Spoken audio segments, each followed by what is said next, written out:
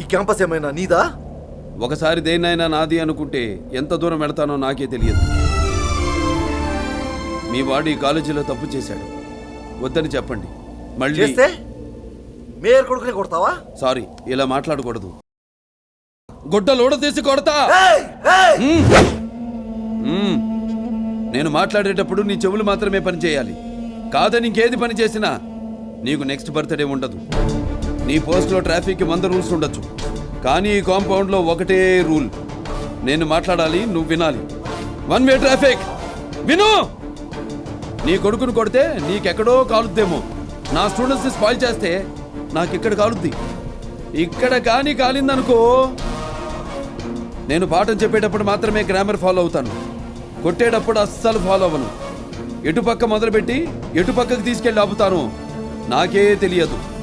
దబిడి తిబిడే. తల్లి, తండ్రి, గురువు, దైవం అంటారు. తల్లిదండ్రులుగా మీరు ఫెయిలియర్, గురువుగా నేను చేస్తున్నా. అది వల్ల కాకపోతే ఇక డైరెక్ట్గా దేవుడి దగ్గరికే. నీకు నీ కొడుకే కావాలో, వాడి జ్ఞాపకాలే కావాలో డిసైడ్ చేసుకుని రేపు కాలేజీకి పంపించు. ఓ